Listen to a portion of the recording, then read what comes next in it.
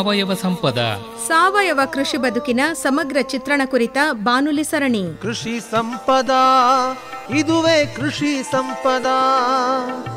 ಜಗದ ಹಸಿವನ್ನು ಮುಕ್ತಗೊಳಿಸುವ ಕೃಷಿ ಸಂಪದ. ಕೇಳಿ ಕಾರ್ಯಕ್ರಮ ಸಾವಯವ ಸಂಪದ. ಆದಿ ಅನಾದಿಗೂ ಆಧಾರವಾಗಿಹ ಮಣ್ಣನ್ನೇ ನಂಬಿ ದುಡಿಯುವ ರೈತರ ಕಥೆಗಳ ವ್ಯಥೆಗಳ ಸಾರುವ ಕೃಷಿ ಸಂಪದ, ಇದುವೇ ಕೃಷಿ ಸಂಪದ. ರೈತ ಬಾಂಧವರಿಗೆಲ್ಲ ನಮಸ್ಕಾರ. ಸಾವಯವ ಸಂಪದ ಸರಣಿಗೆ ಸ್ವಾಗತ. ಇಂದಿನ ಕಾರ್ಯಕ್ರಮದಲ್ಲಿ ಮಣ್ಣಿನಲ್ಲಿ ಸಾವಯವ ಇಂಗಾಲ ಹೆಚ್ಚಿಸುವ ಮಾರ್ಗೋಪಾಯಗಳನ್ನು ಕುರಿತು ಮಂಡ್ಯದ ವಿಸಿ ಫಾರಂ ಕೃಷಿ ಮಹಾವಿದ್ಯಾಲಯದ ಪ್ರಾಧ್ಯಾಪಕರಾದ ಡಾಕ್ಟರ್ ಆರ್ ಸುಮಾ ಅವರೊಂದಿಗೆ ಸಂದರ್ಶನವಿದೆ. ಆದಿ ಅನಾದಿಗೂ ಆಧಾರವಾಗಿಹ ಮಣ್ಣನ್ನೇ ನಂಬಿ ದುಡಿಯುವ ರೈತರ ಕಥೆಗಳ ವ್ಯಥೆಗಳ ಸಾರುವ ಕೃಷಿ ಸಂಪದ, ಇದುವೇ ಕೃಷಿ ಸಂಪದ. ಡಾಕ್ಟರ್ ಸುಮಾ ಅವರೇ ನಮಸ್ಕಾರ. ನಮಸ್ತೆ ಸರ್.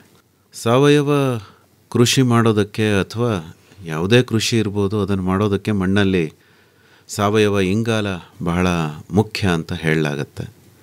ಹಿಂದೆ ಬಹಳಷ್ಟಿತ್ತು, ಈಗ ಬಹಳ ಕಡಿಮೆ ಆಗ್ತಾ ಇದೆ.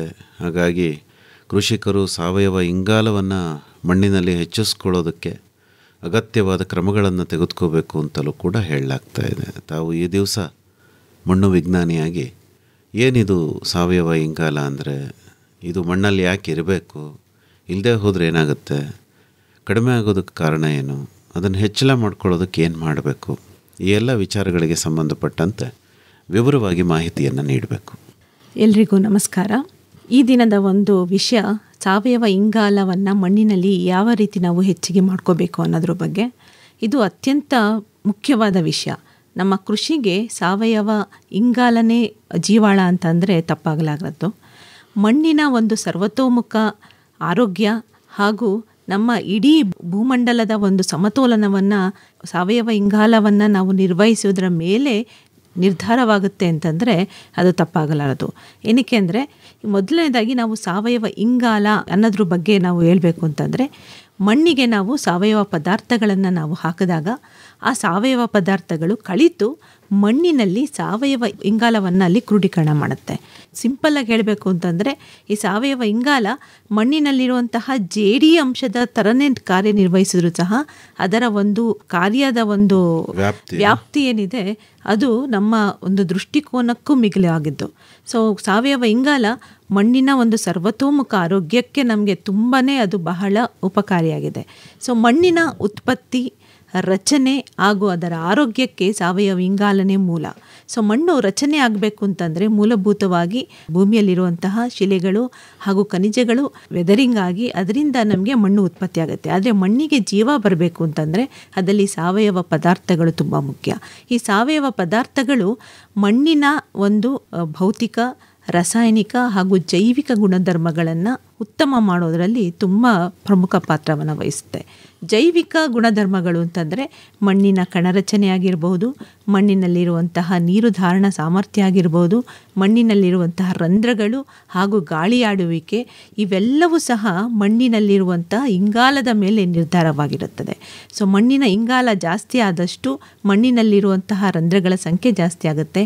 ಹಾಗಾಗಿ ಅಲ್ಲಿ ಮಣ್ಣು ಧಾರಣೆ ಜೊತೆಗೆ ನೀರು ಬಸಿಯುವಿಕೆ ಎರಡವನ್ನು ಸಹ ನಾವು ಸಮತೋಲನವಾಗಿ ಕಾಪಾಡ್ಕೋಬೇಕು ಅಂತಂದರೆ ಸಾವಯವ ಇಂಗಾಲ ತುಂಬ ಮುಖ್ಯ. ಜೊತೆಗೆ ಮಣ್ಣಿನ ರಾಸಾಯನಿಕ ಗುಣಧರ್ಮಗಳು ಅಂತ ಹೇಳ್ತೀವಿ. ಅಂದರೆ ಮಣ್ಣಿನ ಒಂದು ರಸಸಾರ, ಮಣ್ಣಿನಲ್ಲಿರುವಂತಹ ಕರಗಿದ ಲವಣಾಂಶದ ಒಂದು ಮಟ್ಟ ಹಾಗೂ ಮಣ್ಣಿನಲ್ಲಿ ಗಿಡಗಳಿಗೆ ಬೇಕಾದಂತಹ ಪೋಷಕಾಂಶಗಳನ್ನು ಪೂರೈಕೆ ಮಾಡುವಂತಹ ಸಾಮರ್ಥ್ಯವೂ ಸಹ ಮಣ್ಣಿನ ಇಂಗಾಲದ ಮೇಲೆ ನಿರ್ಧಾರವಾಗಿರುತ್ತದೆ.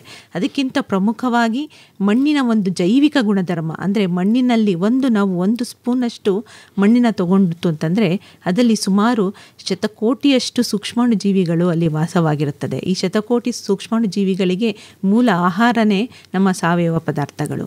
ಈ ಸಾವಯವ ಪದಾರ್ಥಗಳು ಮಣ್ಣಿಗೆ ಹಾಕಿದ ನಂತರ ಅಲ್ಲಿ ಸೂಕ್ಷ್ಮಾಣು ಜೀವಿಗಳು ಅದರ ಮೇಲೆ ಒಂದು ಡಿಕಂಪೋಸಿಷನ್ ಕ್ರಿಯೆಯನ್ನು ನಡೆಸಿ ಅದು ಸಾವಯವ ಇಂಗಾಲವನ್ನು ಬೇರೆ ಬೇರೆ ರೂಪದಲ್ಲಿ ಅಲ್ಲಿ ನಾವು ಕಂಡುಬರ್ತೀವಿ.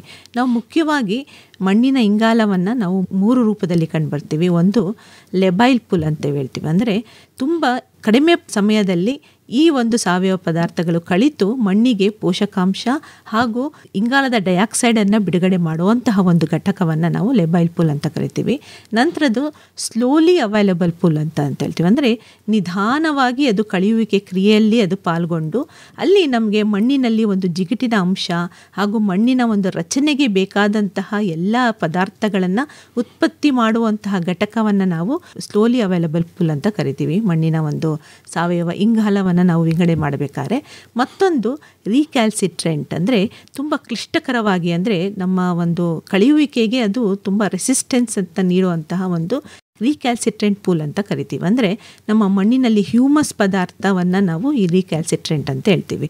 ಈ ರೀಕ್ಯಾಲ್ಸಿಟ್ರೆಂಟ್ ಪದಾರ್ಥವನ್ನು ಹೆಚ್ಚಿನ ಮಟ್ಟದಲ್ಲಿ ಇಟ್ಟಷ್ಟು ಮಣ್ಣಿನ ಒಂದು ಭೌತಿಕ ಹಾಗೂ ಸರ್ವತೋಮುಖ ಆರೋಗ್ಯ ನಮಗೆ ಅತಿ ಸಮರ್ಪಕವಾಗಿ ಅಲ್ಲಿ ಕೆಲಸನ ನಿಭಾಯಿಸೋಕ್ಕೆ ಸಾಧ್ಯ ಆಗುತ್ತೆ. ಆದರೆ ಈ ರೀಕ್ಯಾಲ್ಸಿಟ್ರೆಂಟ್ ಪೂಲ್ನ ಮಾಡೋದು ನಾವು ಏನದು ಸ್ಲೋಲಿ ಮತ್ತು ಲೆಬೈಲ್ ಪೂಲ್ ಅಂತ ಹೇಳ್ತೀವಿ, ಅದನ್ನು ನಾವು ವಿಘಟನೆ ಅಂತಂದರೆ ಡಿಕಂಪೋಸಿಷನ್ ಪ್ರಾಸೆಸ್ ಅಂತ ಹೇಳ್ತೀವಿ. ಆದರೆ ರೀಕ್ಯಾಲ್ಸಿಟ್ರೆಂಟ್ ಪೂಲ್ನ ನಾವು ಸಂಯೋಜನೆ ಪ್ರಾಸೆಸ್ ಅಂತ ಹೇಳ್ತೀವಿ. ಅಂದರೆ ಯಾವ್ಯಾವ ಒಂದು ತುಂಬನೇ ಒಂದು ಏನು ಮೈಕ್ರೋಬಿಯಲ್ ಪ್ರಾಸೆಸ್ಗೆ ಒಂದು ಡಿಕಂಪೋಸಿಷನ್ಗೆ ರೆಸಿಸ್ಟೆನ್ಸ್ ಇರುತ್ತೋ ಅದು ಮತ್ತೆ ಸಂಯೋಜನೆಗೊಂಡು ಹ್ಯೂಮಸ್ ಪದಾರ್ಥವಾಗಿ ಅದು ರೂಪಾಂತರಗೊಂಡುತ್ತೆ. ಈ ಹ್ಯೂಮಸ್ ಪದಾರ್ಥಕ್ಕೆ ಅತಿ ಹೆಚ್ಚಿನ ಮಟ್ಟದಲ್ಲಿ ಪೋಷಕಾಂಶವನ್ನು ಹಿಡಿದಿಟ್ಕೊಳ್ಳುವಂತಹ ಗುಣ, ಮಣ್ಣಿನ ಕಣರಚನೆಯನ್ನು ಉತ್ತಮಗೊಳಿಸುವಂತಹ ಗುಣ ಹಾಗೂ ಮಣ್ಣಿನಲ್ಲಿ ನೀರನ್ನು ಧಾರಣೆ ಮಾಡುವಂತಹ ಗುಣಗಳನ್ನ ಉತ್ತಮಪಡಿಸೋದಲ್ಲಿ ಈ ಹ್ಯೂಮಸ್ ಪದಾರ್ಥ ತುಂಬ ಮುಖ್ಯ. ಸೊ ಈ 3 ಘಟಕಗಳನ್ನ ನಿರ್ವಹಣೆ ಮಾಡೋದ್ರ ಮೇಲೆ ನಮ್ಮ ಮಣ್ಣಿನಲ್ಲಿ ಸಾವಯವ ಇಂಗಾಲದ ಪ್ರಮಾಣ ನಾವು ಕಂಡುಬರ್ತೇವೆ. ಸೊ ಇಂದಿನ ಕಾಲದಲ್ಲಿ ಏನಾಗ್ತಾ ಇತ್ತು ಅಂತಂದರೆ ನಮ್ಮ ಒಂದು ಕೃಷಿ ಚಟುವಟಿಕೆಯಲ್ಲಿ ಈಗಿನಷ್ಟು ನಾವು ಉಳುಮೆ ಮಾಡುವಂತಹ ಕ್ರಿಯೆ ಆಗಿರಬಹುದು ಅಥವಾ ಗೊಬ್ಬರಗಳನ್ನ ಈಗ ಎಷ್ಟು ನಾವು ಪ್ರಮಾಣದಲ್ಲಿ ಗೊಬ್ಬರ ಅಥವಾ ಕೊಟ್ಟಿಗೆ ಗೊಬ್ಬರನ ಕೊಡ್ತಾ ಇದ್ದೀವಿ ಅದಕ್ಕಿಂತ ನಾವು ಅತಿ ಹೆಚ್ಚಿನ ಮಟ್ಟದಲ್ಲಿ ನಾವು ಕೃಷಿಗೆ ಬಳಕೆ ಮಾಡ್ತಾ ಇದ್ವಿ. ಹಾಗಾಗಿ ಮಣ್ಣಿನಲ್ಲಿ ಈ ರೀಕ್ಯಾಲ್ಸಿಟ್ರೆಂಟ್ ಪೂಲ್ ಅನ್ನೋದೇನಿತ್ತು ಅದು ಹೆಚ್ಚಿನ ಮಟ್ಟದಲ್ಲಿತ್ತು. ಆದರೆ ಈಗ ನಾವು ಉಳುಮೆಯನ್ನು ನಾವು ಹೆಚ್ಚು ಮಾಡ್ತಾ ಇದ್ದೇವೆ. ಉಳುಮೆ ಹೆಚ್ಚು ಮಾಡಿದಷ್ಟು ನಮ್ಮ ಏನು ಸಾವಯವ ಪದಾರ್ಥಗಳ ಒಂದು ಕಳೆಯುವಿಕೆ ಕ್ರಿಯೆ ಅತಿ ಆಗ್ತಾ ಇದೆ. ಹಾಗಾಗಿ ಈ ರೀಕ್ಯಾಲ್ಸಿಟ್ರೆಂಟ್ ಪೂಲ್ನ ಸಂಯೋಜನೆ ಮಾಡುವಂತಹ ಒಂದು ಸಾಮರ್ಥ್ಯ ನಮ್ಮ ಮಣ್ಣಿನಲ್ಲೂ ಸಹ ಕಡಿಮೆ ಆಗ್ತಾ ಬರ್ತಾ ಇದೆ. ಈ ಸಾಮರ್ಥ್ಯವನ್ನು ಉತ್ತಮಪಡಿಸಬೇಕು ಅಂತಂದರೆ ಕೃಷಿಕರು ತುಂಬ ಒಂದು ನಿರ್ವಹಣಾ ಕ್ರಮಗಳ ಬಗ್ಗೆ ಒಂದು ಎಚ್ಚರಿಕೆಯನ್ನು ನಾವು ಮಾಡ್ತಾ ಬರಬೇಕಾಗತ್ತೆ. ಸೊ ಇತ್ತೀಚಿನ ದಿನಗಳಲ್ಲಿ ನಾವು ಸರ್ವೇ ಸಾಮಾನ್ಯವಾಗಿ ಉಳುಮೆಗೆ ನಾವು ಅತಿ ಹೆಚ್ಚಿನ ಪ್ರಾಮುಖ್ಯನ ಕೊಡ್ತಾ ಬರ್ತಿದ್ದೀವಿ. ಮಣ್ಣಿಗೆ ನಾವು ಹೆಚ್ಚು ಉಳುಮೆ ಮಾಡಿದಷ್ಟು ಮಣ್ಣಿನಲ್ಲಿರುವಂತಹ ಸಾವಯವ ಇಂಗಾಲ ಅದು ವಿಘಟನೆಗೊಂಡು ಕಾರ್ಬನ್ ಡೈಆಕ್ಸೈಡ್ ಆಗಿ ನಮ್ಮ ವಾಪಸ್ಸು ಅಟ್ಮಾಸ್ಫಿಯರ್ಗೆ ಅದು ಸೇರ್ತಾ ಬರ್ತಾ ಇರುತ್ತೆ. ಆದರೆ ಕಾರ್ಬನ್ನ ನಾವು ಮಣ್ಣಿನಲ್ಲೇ ಕೂಡಿಟ್ಕೋಬೇಕು ಅಂತಂದರೆ ಆ ಉಳುಮೆನ ನಾವು ಅಗತ್ಯಕ್ಕೆ ತಕ್ಕಷ್ಟೇ ನಾವು ನಿರ್ವಹಣೆ ಮಾಡಬೇಕು ಅಂತ ಹೇಳ್ತೀವಿ. ಇದನ್ನು ನಾವು ಕನ್ಸರ್ವೇಟಿವ್ ಟಿಲ್ಲೇಜ್ ಅಂತ ಹೇಳ್ತೀವಿ. ಅಂದರೆ ಅಗತ್ಯಕ್ಕೆ ತಕ್ಕಷ್ಟು ಸಂರಕ್ಷಣಾ ವಿಧಾನದಲ್ಲಿ ಉಳುಮೆಯನ್ನು ಮಾಡಿದಾಗ ಮಣ್ಣಿಗೆ ನಾವು ಜಾಸ್ತಿ ಡಿಸ್ಟರ್ಬ್ ಮಾಡದೇ ಇದ್ದಾಗ ಇಂಗಾಲ ಅಲ್ಲೇ ಕೂಡಿಟ್ಕೊಂಡು ನಮ್ಮ ಮಣ್ಣಿನ ರಚನೆಗೆ ಹಾಗೂ ಮಣ್ಣಿನ ಆರೋಗ್ಯಕ್ಕೆ ಅದು ಪೂರಕವಾಗಿ ಕೆಲಸ ಮಾಡ್ತಾ ಇರುತ್ತೆ. ಇದು ನಮ್ಮ ರೈತರು ತುಂಬ ಪ್ರಮುಖವಾಗಿ ಕೈಗೊಳ್ಳಬೇಕಾದಂತಹ ಒಂದು ನಿರ್ವಹಣಾ ಕ್ರಮ. ನಂತರ ಎರಡನೇದು ಅಂತಂದರೆ ಮಣ್ಣಿಗೆ ಅತಿ ಹೆಚ್ಚಿನ ಮಟ್ಟದಲ್ಲಿ ಸಾವಯವ ಪದಾರ್ಥಗಳನ್ನು ಹಾಕ್ತಾ ಬರುವಂಥದ್ದು. ಈ ಸಾವಯವ ಪದಾರ್ಥಗಳು ಹಾಕುವಂತಹ ಒಂದು ಪ್ರಮಾಣ ಈಗೇನಾಗಿದೆ ಕಡಿಮೆ ಆಗ್ತಾ ಬರ್ತಾ ಇದೆ. ಸಾವಯವ ಪದಾರ್ಥಗಳು ಅಂತಂದರೆ ಅದು ಕೊಟ್ಟಿಗೆ ಗೊಬ್ಬರಗಳಾಗಿರ್ಬೋದು, ಕಾಂಪೋಸ್ಟ್ ಆಗಿರ್ಬೋದು ಅಥವಾ ಎರೆಹುಳು ಗೊಬ್ಬರ ಆಗಿರ್ಬೋದು. ಅದಕ್ಕಿಂತ ಮುಖ್ಯವಾಗಿ ಈಗ ನಮ್ಮ ರಾಸುಗಳ ಸಂಖ್ಯೆ ಕಡಿಮೆ ಆಗ್ತಿರೋದ್ರಿಂದ ಇದೆಲ್ಲದರ ಪ್ರಮಾಣ ನಮ್ಮಲ್ಲಿ ಕಡಿಮೆ ಆಗ್ತಾ ಇದೆ. ಹಾಗಾಗಿ ಬಳಕೆಯ ಒಂದು ಪ್ರಮಾಣವೂ ಸಹ ಕಡಿಮೆ ಆಗ್ತಾ ಇದೆ. ಆದರೆ ನಾವು ಅತಿ ಹೆಚ್ಚಾಗಿ ನಾವು ಮುತುವರ್ಜಿ ಕೊಡಬೇಕಾಗಿರೋದು ಅಂತಂದರೆ ಬೆಳೆ ಪಳೆಯುಳಿಕೆಗಳನ್ನ ಮಣ್ಣಿಗೆ ಸೇರಿಸಿ ಅಲ್ಲೇ ನಿರ್ವಹಣೆ ಮಾಡುವಂತಹ ಒಂದು ಕ್ರಮವನ್ನು ನಾವು ಮುತುವರ್ಜಿಯಿಂದ ಮಾಡಲೇಬೇಕಾಗಿದೆ. ಸೊ ಇತ್ತೀಚಿನ ದಿನಗಳಲ್ಲಿ ನಮ್ಮ ಒಂದು ಏನೋ ಮೆಕನೈಸೇಷನ್ ಆಗಿ ಕಂಬೈನ್ ಹಾರ್ವೆಸ್ಟು ಮಾಡೋವಂಥದ್ದಾಗಲಿ ಅಥವಾ ನಮ್ಮದು ಏನೋ ಬೆಳೆ ತ್ಯಾಜ್ಯಗಳ ನಂತರದ ಒಂದು ಬೆಳೆನ ನಾವು ಹಾಕೋಬೇಕಾದ್ರೆ ಟೈಮ್ ಗ್ಯಾಪ್ ಕಡಿಮೆ ಇರೋದ್ರಿಂದ ರೈತರು ಬೆಳೆ ಪಳೆಯುಳಿಕೆಯನ್ನು ಸುಡುವಂತಹ ಒಂದು ಕ್ರಮವನ್ನು ನಾವು ಕಂಡು ಬರ್ತಾ ಇದ್ದೇವೆ. ಈ ಸುಡೋದ್ರಿಂದ ಏನಾಗ್ತಾ ಇದೆ, ಮಣ್ಣಿನ ಅಲ್ಲಿ ಸುಟ್ಟೋದ್ರಿಂದ ಬೆಳೆಯ ಪಳೆಯುಳಿಕೆಯಲ್ಲಿ ಇರುವಂತಹ ಕಾರ್ಬನ್ನು ಕಾರ್ಬನ್ ಡೈಆಕ್ಸೈಡ್ ಆಗಿ ಮತ್ತೆ ಅದು ನಮ್ಮ ಅಟ್ಮಾಸ್ಫಿಯರ್ಗೆ ಸೇರಿ ಹಸಿರು ಮನೆ ಅನಿಲಗಳ ಒಂದು ಪ್ರಭಾವನ ಜಾಸ್ತಿ ಮಾಡ್ತಾ ಇದೆ. ಅದರ ಬದಲಾಗಿ ನಾವು ಮಣ್ಣಿನಲ್ಲೇ ಅದನ್ನು ಕಾಂಪೋಸ್ಟೀಕರಣ ಮಾಡಿದಾಗ ಆವಾಗ ನಮಗೆ ಮಣ್ಣಿನಲ್ಲಿ ಇಂಗಾಲದ ಅಂಶನ ನಾವು ಜಾಸ್ತಿ ಮಾಡಬಹುದು.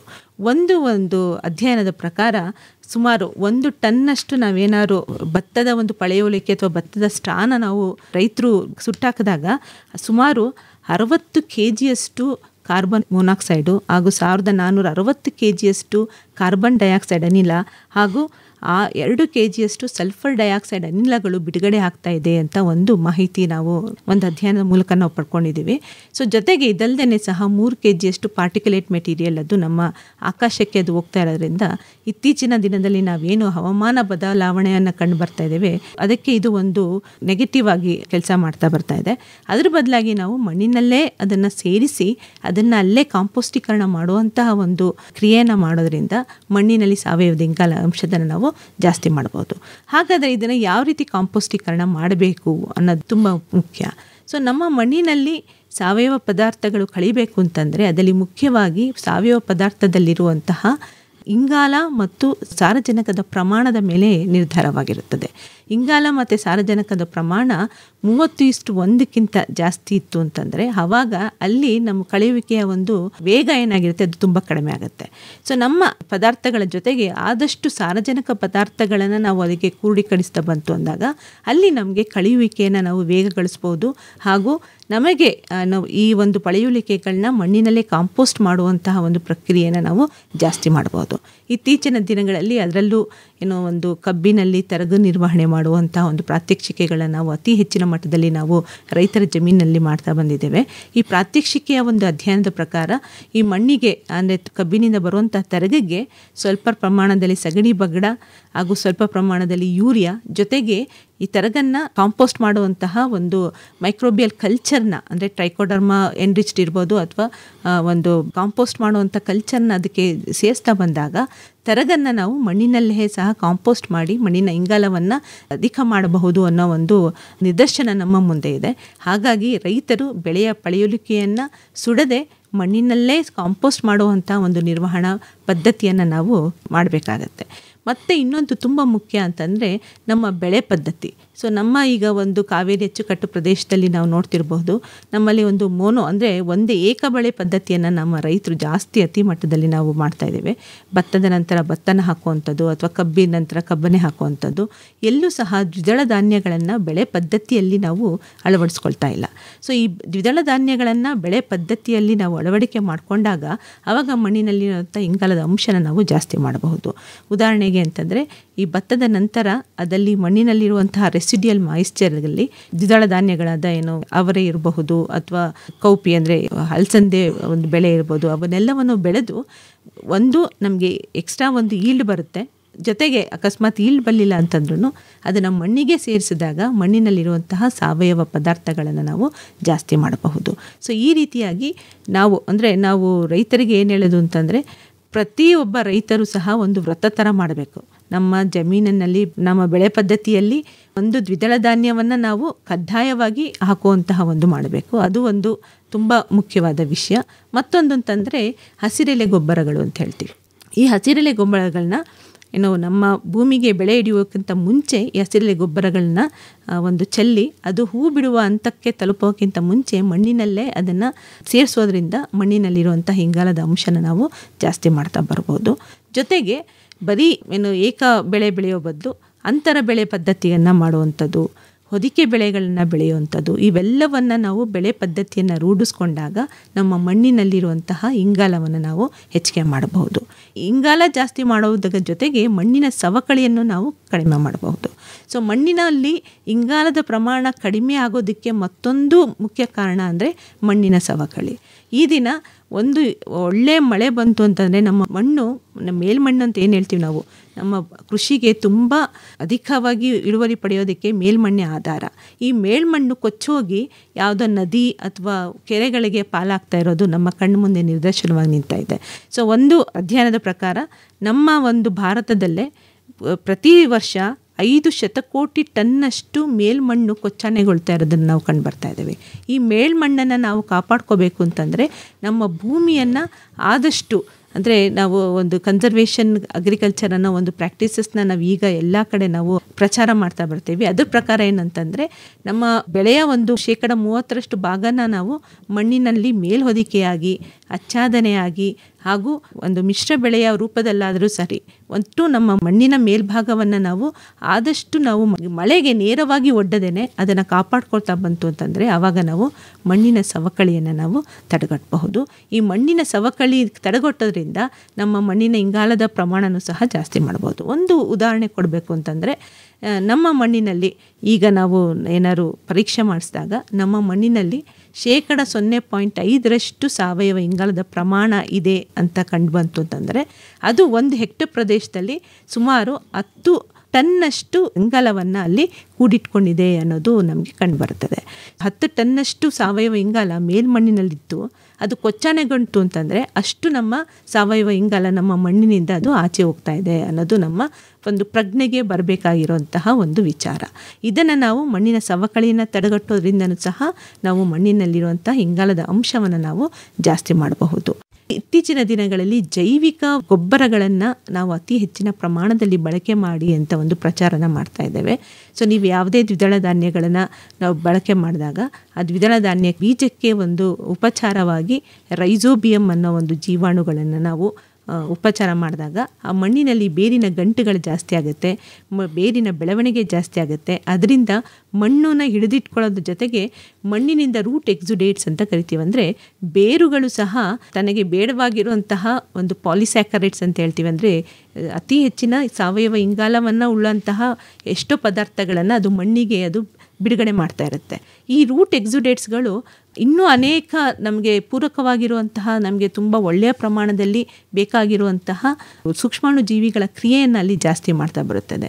ಸೊ ಈ ಎಲ್ಲ ಕ್ರಿಯೆಗಳು ಸಹ ಪೂರಕವಾಗಿ ನಮ್ಮ ಮಣ್ಣಿನ ಒಂದು ಆರೋಗ್ಯವನ್ನು ಕಾಪಾಡೋದ್ರಲ್ಲಿ ಅದು ತುಂಬ ಪ್ರಮುಖ ಪಾತ್ರವನ್ನು ವಹಿಸ್ತಾ ಇದೆ.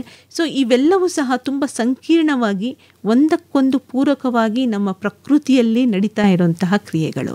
ಈ ಎಲ್ಲ ಕ್ರಿಯೆಗಳನ್ನ ನಾವು ಅರ್ಥೈಸಿಕೊಂಡು ಅತಿ ಒಂದು ಒಳ್ಳೆಯ ನಿರ್ವಹಣಾ ಕ್ರಮಗಳನ್ನು ನಾವು ನಮ್ಮ ಕೃಷಿಯಲ್ಲಿ ಬಳಸ್ತಾ ಬಂತು ಅಂತಂದರೆ ಆವಾಗ ನಮಗೆ ಸಾವಯವ ಇಂಗಾಲದ ಮಟ್ಟವನ್ನು ನಮ್ಮ ಭೂಮಿಯಲ್ಲಿ ಜಾಸ್ತಿ ಮಾಡ್ತಾ ಬರಬಹುದು.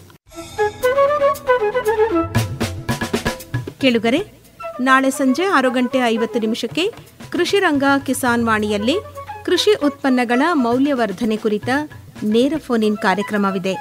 ಭಾಗವಹಿಸುತ್ತಾರೆ ಮಂಡ್ಯದ ವಿಕಸನ ಗ್ರಾಮೀಣ ಹಾಗೂ ನಗರಾಭಿವೃದ್ಧಿ ಸಂಸ್ಥೆಯ ನಿರ್ದೇಶಕರಾದ ಮಹೇಶ್ ಚಂದ್ರಗುರು ಹಾಗೂ ಗ್ರೀನ್ ಆಬ್ಜೆಕ್ಟ್ ಸಂಸ್ಥೆಯ ವ್ಯವಸ್ಥಾಪಕ ನಿರ್ದೇಶಕರಾದ ಆರ್ ಪುಷ್ಪಾದೇವಿ. ಸಂಪರ್ಕ ಸಂಖ್ಯೆಗಳು 25125882 ಹಾಗೂ 25150889. ಮೈಸೂರಿನ ಎಸ್ಟಿಡಿ ಕೋಡ್ 0821. ಮರೆಯದಿರಿ, ನಾಳೆ ಸಂಜೆ 6:50 ಕೃಷಿ ರಂಗ ಕಿಸಾನ್ ವಾಣಿಯಲ್ಲಿ ಕೃಷಿ ಉತ್ಪನ್ನಗಳ ಮೌಲ್ಯವರ್ಧನೆ ಕುರಿತ ನೇರ ಫೋನ್ ಇನ್ ಕಾರ್ಯಕ್ರಮ. ಸಾವಯವ ಇಂಗಾಲ ಬಹಳ ಪ್ರಧಾನವಾದ ಘಟಕ ಅಂತ ಪ್ರತಿಯೊಬ್ಬರಿಗೂ ಈಗ ಅರಿವಾಗಿದೆ. ವಿಶೇಷವಾಗಿ ಸಾವಯವ ಕೃಷಿಯನ್ನು ಮಾಡೋವಂಥವ್ರು ಇದರ ಬಗ್ಗೆ ಬಹಳವಾಗಿ ಗಮನವನ್ನೇ ಕೊಡ್ತಾರೆ. ಈಗ ಮೊದಲಿಗೆ ನನ್ನ ಜಮೀನಿನಲ್ಲಿ ಎಷ್ಟಿದೆ ಸಾವಯವ ಇಂಗಾಲ ಅನ್ನೋದನ್ನು ತಿಳ್ಕೊಳ್ಳೋದಕ್ಕೆ ಆತ ಮಣ್ಣು ಪರೀಕ್ಷೆಯನ್ನು ಮಾಡಿಸ್ಕೋಬೇಕು. ಅದರ ಬಗ್ಗೆ ಸ್ವಲ್ಪ ಹೇಳಿ ಮೇಡಮ್. ಮಣ್ಣು ಪರೀಕ್ಷೆ ಮಾಡುವಾಗ ಈ ಸಾವಯವ ಇಂಗಾಲದ ಪ್ರಮಾಣವನ್ನು ಹೇಗೆ ತಾವು ಪರೀಕ್ಷೆ ಮಾಡ್ತೀರಿ, ಯಾವ ರೀತಿ ಲೆಕ್ಕ ಹಾಕ್ತೀರಿ? ಮಣ್ಣಿನ ಒಂದು ಮಾದರಿಯನ್ನು ರೈತರು ಲ್ಯಾಬೊರೇಟರಿಗೆ ನಾವು ತಲುಪಿಸಿದಾಗ ಅದಕ್ಕೆ ಮಣ್ಣಿನ ಇಂಗಾಲದ ಪ್ರಮಾಣವನ್ನು ನಾವು ಲ್ಯಾಬಲ್ಲಿ ಕಂಡಿರ್ತೇವೆ. ಮಾದರಿನ ಹೇಗೆ ತಂದುಕೊಡ್ಬೇಕು? ಇದು ತುಂಬ ಮುಖ್ಯ. ಮಾದರಿಯನ್ನು ಯಾವ ರೀತಿ ರೈತರು ಪಡ್ಕೋಬೇಕು ಅಂತಂದರೆ, ಸೊ ನಾವು ಮಣ್ಣಿನ ಇಂಗಾಲ ಅಂತಂದಾಗ ಅದಲ್ಲಿ ಏನು ಕಳೆಯುವಿಕೆಯ ಕ್ರಿಯೆ ಹಂತದಲ್ಲಿರುವಂತಹ ಇಂಗಾಲವನ್ನಷ್ಟೇ ನಾವು ಅಲ್ಲಿ ಮೆಜರ್ ಮಾಡ್ತೀವಿ. ಸೊ ಅದರಲ್ಲಿ ಫ್ರೆಶ್ ಅಂದರೆ ನೀವು ಹೊಸದಾಗಿ ಹಾಕಿರುವಂತಹ ಗಿಡಗಳ ತ್ಯಾಜ್ಯ ಆಗಿರ್ಬೋದು ಅಥವಾ ಬೇರುಗಳಿರಬಹುದು, ಅವೆಲ್ಲವೂ ಸಹ ನಾವು ಮಣ್ಣಿನ ಇಂಗಾಲಕ್ಕೆ ನಾವು ಸೇರ್ಪಡೆ ಮಾಡೋದಿಲ್ಲ. ಸೊ ಅದಲ್ಲಿ ನಾವು ಕಳೆಯುವಿಕೆ ಹಂತದಲ್ಲಿರುವಂಥ ಸಾವಯವ ಇಂಗಾಲನಷ್ಟೇ ನಾವು ಪಡ್ಕೊಳ್ಳೋದ್ರಿಂದ ಫಸ್ಟು ನಾವು ಮಣ್ಣು ಮಾದರಿ ತೊಗೊಳ್ಬೇಕಂತಂದರೆ ಮೇಲ್ಮಟ್ಟದಲ್ಲಿ ಏನೇನು ಪಳೆಯುಳಿಕೆ ಇದೆಯಲ್ಲ ಅವನ್ನೆಲ್ಲನೂ ಸ್ವಲ್ಪ ಬೇರ್ಪಡಿಸಿ ಮಣ್ಣಿನಷ್ಟೇ ಮಾದರಿನ ರೈತರು ಪಡ್ಕೋಬೇಕಾಗತ್ತೆ. ಸೊ ಈ ಮಣ್ಣು ಮಾದರಿನ ನಾವು ಅಂದರೆ ಯಾವುದೇ ಒಂದು ಮಣ್ಣು ಪರೀಕ್ಷೆಗೆ ನಾವು ಮಣ್ಣು ಮಾದರಿನ ಯಾವ ರೀತಿ ನಾವು ತೆಗೆದುಕೊಳ್ಬೇಕು ಅಂತ ನಾವೇನು ಹೇಳ್ತೀವಲ್ಲ ಅದೇ ಪ್ರಮಾಣದಲ್ಲಿ ರೈತರು ಮಾಡಿದ್ರೆ ಒಳ್ಳೆಯದು. ಸೊ 1 ಎಕರೆ ಪ್ರದೇಶದಲ್ಲಿ ಕನಿಷ್ಠ ಒಂದು 5 ಕಡೆನಾರು ನಾವು ಮಣ್ಣು ಮಾದರಿನ ತೆಗಿಬೇಕಾಗಿರುತ್ತೆ. ಈ ಮಣ್ಣು ಮಾದರಿ ತಗೋಬೇಕಾದ್ರೆ ಪ್ರಮುಖವಾಗಿ ಒಂದಷ್ಟು ಅಂಶಗಳನ್ನ ರೈತ ಗಮನಿಸಬೇಕು.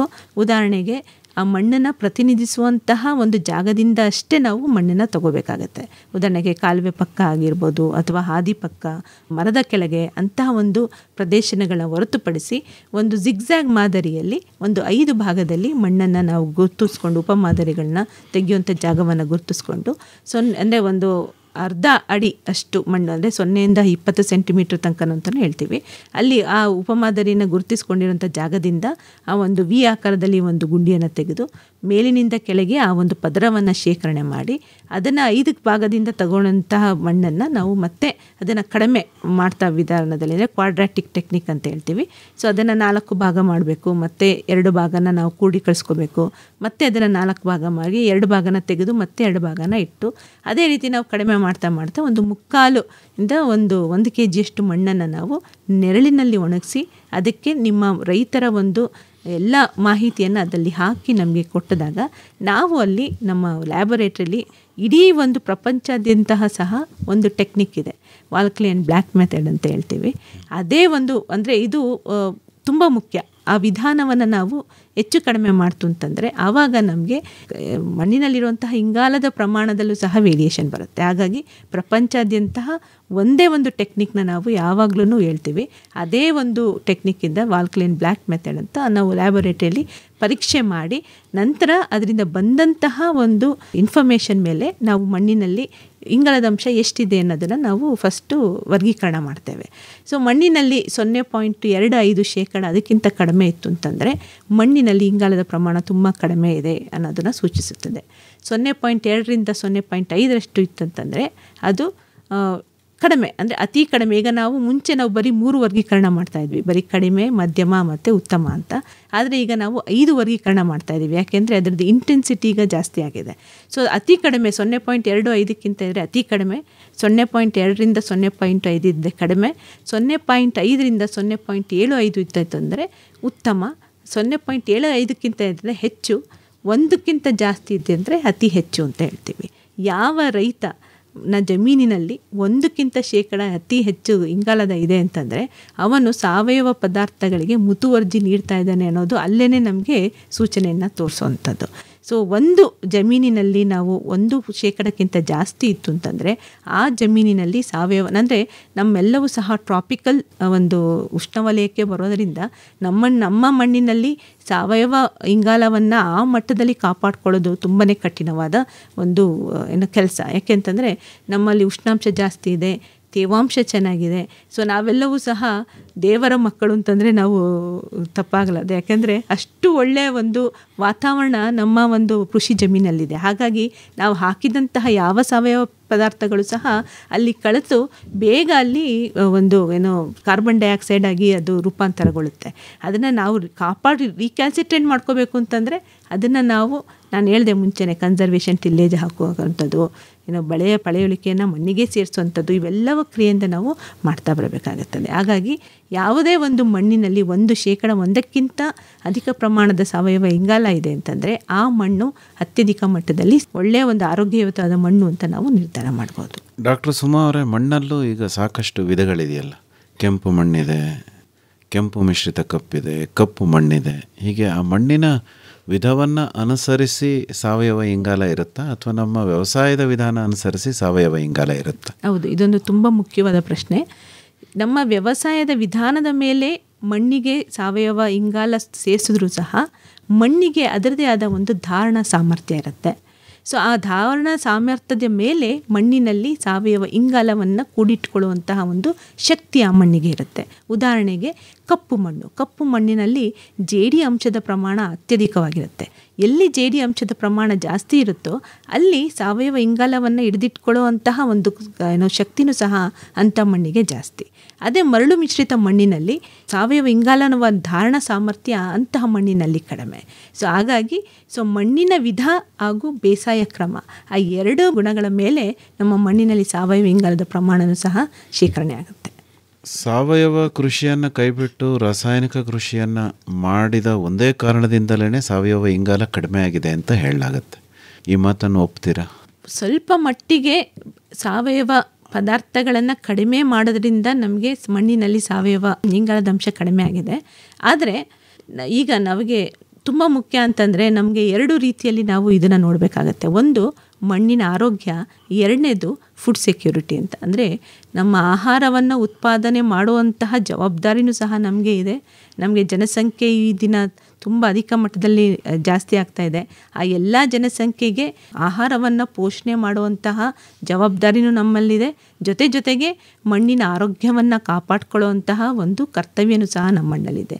ಅವೆರಡನ್ನ ನಾವು ಬ್ಯಾಲೆನ್ಸ್ ಮಾಡಬೇಕು ಅಂತಂದರೆ ನಾವು ಏನಂತೇವೆ, ನಾವು ಇಂಟಿಗ್ರೇಟೆಡ್ ಅಂತ ಹೇಳ್ತೀವಿ. ಅಂದರೆ ಸಮಗ್ರ ಪೋಷಕಾಂಶ ನಿರ್ವಹಣೆ ಹಾಗೂ ಸಮಗ್ರ ಅಂದರೆ ರಾಸಾಯನಿಕ ಮತ್ತು ಸಾವಯವ ಎರಡನ್ನು ಸಹ ಸಮತೋಲಿತವಾಗಿ ನಾವು ಬಳಕೆ ಮಾಡುವಂಥ ಅನಿವಾರ್ಯ ಪರಿಸ್ಥಿತಿ ಈ ದಿನ ಇದೆ.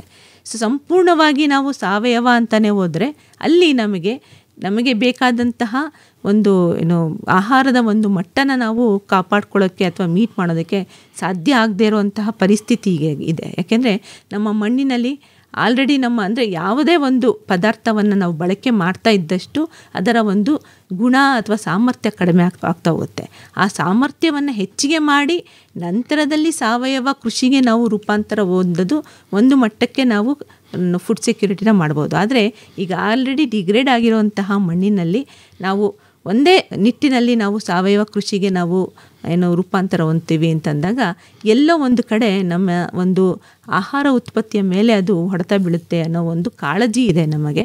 ಹಾಗಾಗಿ ಸಮಗ್ರ ಪೋಷಕಾಂಶ ನಿರ್ವಹಣೆ ಹಾಗೂ ಸಮತೋಲಿತ ನೀರು ಮತ್ತು ಗೊಬ್ಬರಗಳ ನಿರ್ವಹಣೆ ಕಡೆಗೆ ನಾವು ಹೆಚ್ಚಿನ ಮುತುವರ್ಜಿನ ನಾವು ಈಗಿನ ಒಂದು ಕಾಲಘಟ್ಟದಲ್ಲಿ ನೀಡಲೇಬೇಕಾಗತ್ತೆ. ಮಣ್ಣಿನಲ್ಲಿ ಬೇರೆ ಪೋಷಕಾಂಶಗಳು ಕೂಡ ಇರುತ್ತೆ. ಅಂದರೆ ಈಗ ಸಾರಜನಕ, ರಂಜಕ, ಪೊಟ್ಯಾಷ್, ಲಘು ಪೋಷಕಾಂಶ ಈ ತರಹ. ಆಮೇಲೆ ಮಣ್ಣಿನ ರಸಸಾರ ಅಂತಲೂ ತಾವು ಹೇಳ್ತೀರಿ ಅಲ್ವೇ? ಹುಳಿ ಮಣ್ಣು, ತಟಸ್ಥ ಮಣ್ಣು ಮತ್ತು ಕ್ಷಾರ ಮಣ್ಣು. ಈ ಮಣ್ಣಿನ ಪೋಷಕಾಂಶಗಳಿಗೂ ಈ ಮಣ್ಣಿನ ರಸಸಾರಕ್ಕೂ ಸಾವಯವ ಇಂಗಾಲಕ್ಕೂ ಸಂಬಂಧ ಇದೆಯಾ? ಹೌದು, ಇದು ತುಂಬಾ ನಾನು ಮುಂಚೆನೇ ಹೇಳ್ದಂಗೆ ಒಂದಕ್ಕೊಂದು ಕೊಂಡಿಯಂತೆ ಇವೆಲ್ಲವೂ ಸಹ ಕಾರ್ಯವನ್ನು ನಿರ್ವಹಿಸುತ್ತೆ. ಮಣ್ಣಿನಲ್ಲಿ ಇಂಗಾಲದ ಅಂಶ ಚೆನ್ನಾಗಿತ್ತು ಅಂತಂದರೆ ಮಣ್ಣಿನ ರಸಸಾರ ಹಾಗೂ ಮಣ್ಣಿನಲ್ಲಿರುವಂತಹ ಕರಗಿದ ಲವಣಾಂಶದ ಪ್ರಮಾಣವೂ ಸಹ ಚೆನ್ನಾಗಿರುತ್ತೆ. ಆದರೆ ಇದು ನಮ್ಮ ನಿರ್ವಹಣಾ ಕ್ರಮದ ಮೇಲೂ ಸಹ ಅವಲಂಬಿತವಾಗಿರುತ್ತೆ. ಇತ್ತೀಚಿನ ದಿನಗಳಲ್ಲಿ ನಾವು ಯಥೇಚ್ಛವಾಗಿ ಅಸಮರ್ಪಕವಾಗಿ ನೀರನ್ನು ನಿರ್ವಹಣೆ ಮಾಡ್ತಾ ಇರೋದ್ರಿಂದ ಅಲ್ಲಿ ನಮಗೆ ಒಂದು ಸವಳು ಮಣ್ಣು ಹಾಗೂ ಕ್ಷಾರ ಮಣ್ಣಿನ ಒಂದು ಸಮಸ್ಯೆ ನಮ್ಮ ಒಂದು ಅಚ್ಚುಕಟ್ಟು ಪ್ರದೇಶದಲ್ಲಿ ನಾವು ಕಂಡು ಬರ್ತಾ ಇದ್ದೇವೆ. ಈ ಮಣ್ಣಿನ ಒಂದು ಈ ಕ್ಷಾರ ಮತ್ತು ಸವಳಿನ ಅಂಶ ಜಾಸ್ತಿ ಆದಾಗ ಅದು ಸಾವಯವ ಇಂಗಾಲದ ಮೇಲೂ ಸಹ ಹೊಡೆತ ಬೀಳುತ್ತೆ.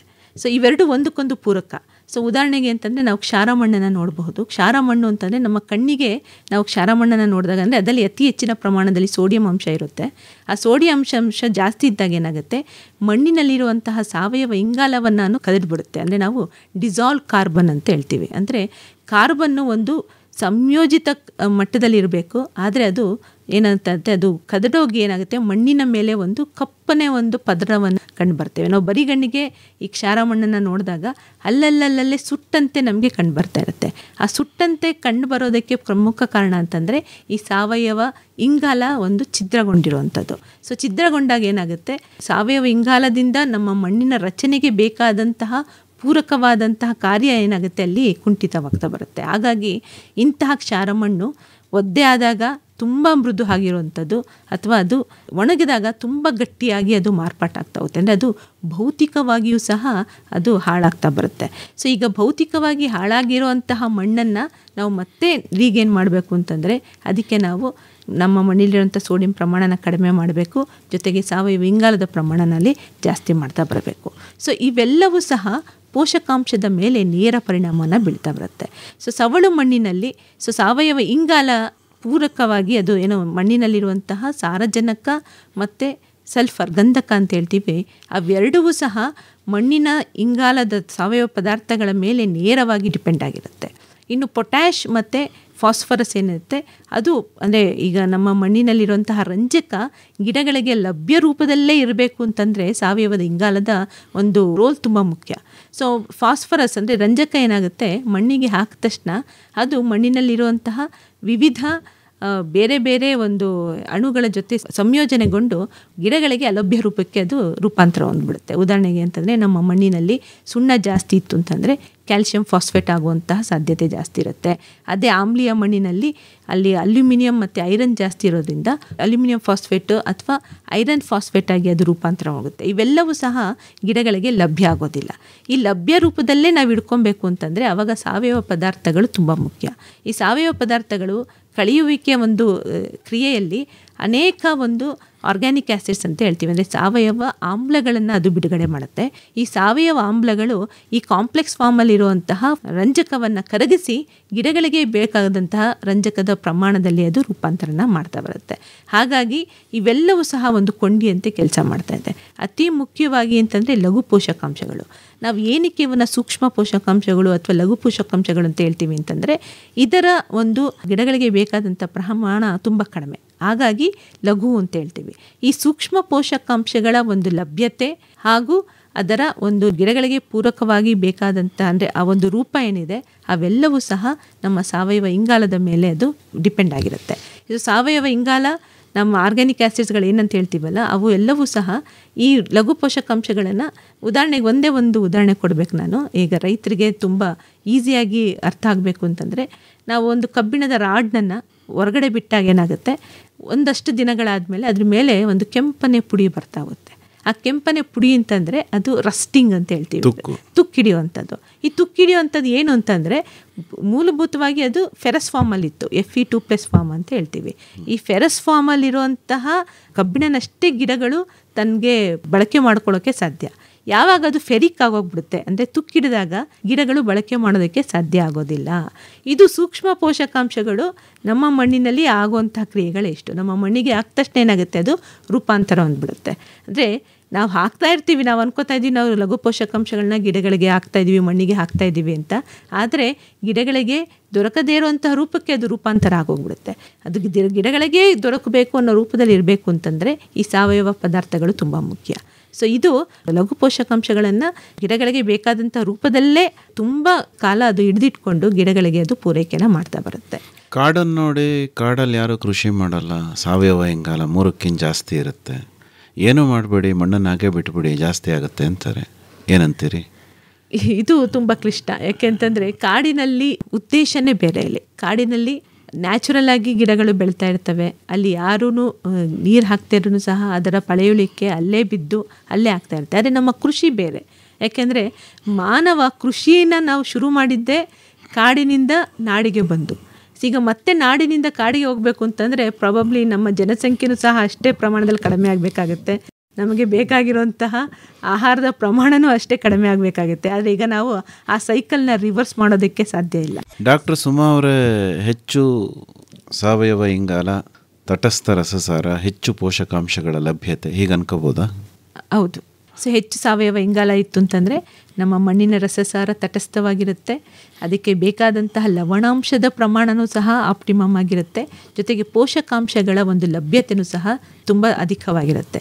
ಸೊ ಇವೆಲ್ಲವನ್ನು ನಾವು ಸಂಯೋಜಿತವಾಗಿ ಮಾಡಬೇಕು ಅಂತಂದರೆ ಇವೆಲ್ಲಕ್ಕೂ ಜೀವಾಳ ಸಾವಯವ ಇಂಗಾಲ. ಕೇಳುಗರೆ, ನಾಳೆ ಸಂಜೆ 6:50 ಕೃಷಿ ರಂಗ ಕಿಸಾನ್ ವಾಣಿಯಲ್ಲಿ ಕೃಷಿ ಉತ್ಪನ್ನಗಳ ಮೌಲ್ಯವರ್ಧನೆ ಕುರಿತ ನೇರ ಫೋನ್ ಇನ್ ಕಾರ್ಯಕ್ರಮವಿದೆ. ಭಾಗವಹಿಸುತ್ತಾರೆ ಮಂಡ್ಯದ ವಿಕಸನ ಗ್ರಾಮೀಣ ಹಾಗೂ ನಗರಾಭಿವೃದ್ಧಿ ಸಂಸ್ಥೆಯ ನಿರ್ದೇಶಕರಾದ ಮಹೇಶ್ ಚಂದ್ರಗುರು ಹಾಗೂ ಗ್ರೀನ್ ಆಬ್ಜೆಕ್ಟ್ ಸಂಸ್ಥೆಯ ವ್ಯವಸ್ಥಾಪಕ ನಿರ್ದೇಶಕರಾದ ಆರ್ ಪುಷ್ಪಾದೇವಿ. ಸಂಪರ್ಕ ಸಂಖ್ಯೆಗಳು 25125882 ಹಾಗೂ 25150889. ಮೈಸೂರಿನ ಎಸ್ಟಿಡಿ ಕೋಡ್ 0821. ಮರೆಯದಿರಿ, ನಾಳೆ ಸಂಜೆ 6:50 ಕೃಷಿ ರಂಗ ಕಿಸಾನ್ ವಾಣಿಯಲ್ಲಿ ಕೃಷಿ ಉತ್ಪನ್ನಗಳ ಮೌಲ್ಯವರ್ಧನೆ ಕುರಿತ ನೇರ ಫೋನ್ ಇನ್ ಕಾರ್ಯಕ್ರಮ. ಡಾಕ್ಟರ್ ಸುಮಾ ಅವರೇ, ಹೆಚ್ಚಿನ ಮಾಹಿತಿಗೆ ತಮ್ಮನ್ನೇ ನೇರವಾಗಿ ಸಂಪರ್ಕ ಮಾಡಬೇಕು ನಮ್ಮ ಕೇಳುಗರು ಅನ್ನೋದಾದರೆ ಸಂಪರ್ಕಕ್ಕಾಗಿ ತಮ್ಮ ಮೊಬೈಲ್ ಸಂಖ್ಯೆ ಕನ್ನಡದಲ್ಲಿ ಹೇಳ್ಬೋದಾ? ನನ್ನ ಮೊಬೈಲ್ ಸಂಖ್ಯೆ 988866521559. ಇನ್ನೊಮ್ಮೆ ಹೇಳ್ತೀರಾ?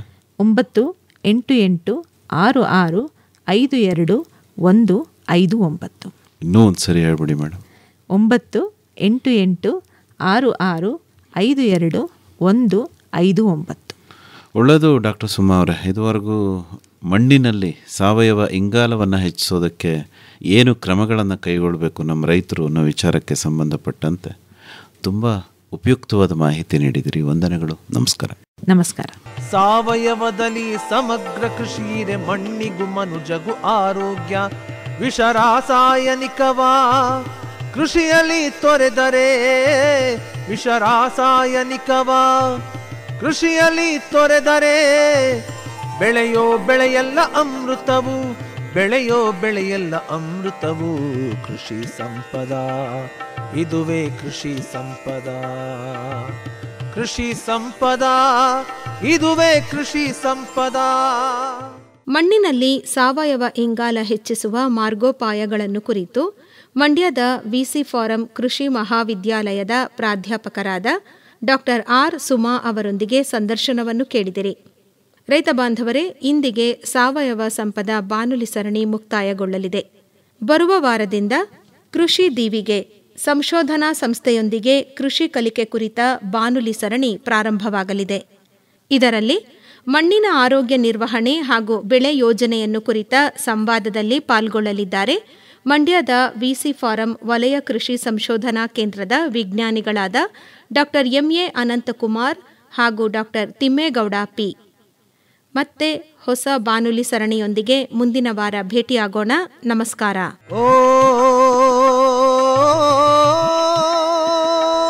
ಸಾವಯವ ಸಂಪದ, ಸಾವಯವ ಕೃಷಿ ಬದುಕಿನ ಸಮಗ್ರ ಚಿತ್ರಣ ಕುರಿತ ಬಾನುಲಿ ಸರಣಿ ಕೇಳಿದಿರಿ. ಕೃಷಿ ಸಂಪದ, ಇದುವೇ ಕೃಷಿ ಸಂಪದ. ಜಗದ ಹಸಿವನ್ನು ಮುಕ್ತಗೊಳಿಸುವ ಕೃಷಿ ಸಂಪದ. ಸಹಯೋಗ ವಿಸ್ತರಣಾ ಶಿಕ್ಷಣ ಘಟಕ, ಸಾವಯವ ಕೃಷಿ ಸಂಶೋಧನಾ ಕೇಂದ್ರ ನಾಗನಹಳ್ಳಿ, ಮೈಸೂರು ಜಿಲ್ಲಾ ಕೃಷಿ ತರಬೇತಿ ಕೇಂದ್ರ, ಕೃಷಿ ಇಲಾಖೆ ಮೈಸೂರು, ವಲಯ ಕೃಷಿ ಸಂಶೋಧನಾ ಕೇಂದ್ರ ವಿಸಿ ಫಾರಂ ಮಂಡ್ಯ ಹಾಗೂ ಮೈಸೂರು, ಮಂಡ್ಯ, ಚಾಮರಾಜನಗರ ಜಿಲ್ಲಾ ಸಾವಯವ ಕೃಷಿಕರ ಒಕ್ಕೂಟ. ಸಾವಯವದಲ್ಲಿ ಸಮಗ್ರ ಕೃಷಿರೆ ಮಣ್ಣಿಗೂ ಮನುಜಗೂ ಆರೋಗ್ಯ. ವಿಷ ರಾಸಾಯನಿಕವಾ ಕೃಷಿಯಲ್ಲಿ ತೊರೆದರೆ ಬೆಳೆಯೋ ಬೆಳೆಯೆಲ್ಲ ಅಮೃತವು, ಬೆಳೆಯೋ. ಶೀರ್ಷಿಕೆ ಗೀತರಚನೆ ರಮೇಶ್ ಪಿ ರಂಗಸಮುದ್ರ. ಗೀತೆಯ ರಾಗ ಸಂಯೋಜನೆ ಹಾಗೂ ಗಾಯನ ನಿತಿನ್ ರಾಜಾರಾಮ್ ಶಾಸ್ತ್ರಿ. ಕೃಷಿ ಸಂಪದ, ಇದುವೇ ಕೃಷಿ ಸಂಪದ. ನೆರವು ಆರ್ ಲೋಕೇಶ್ವರಿ.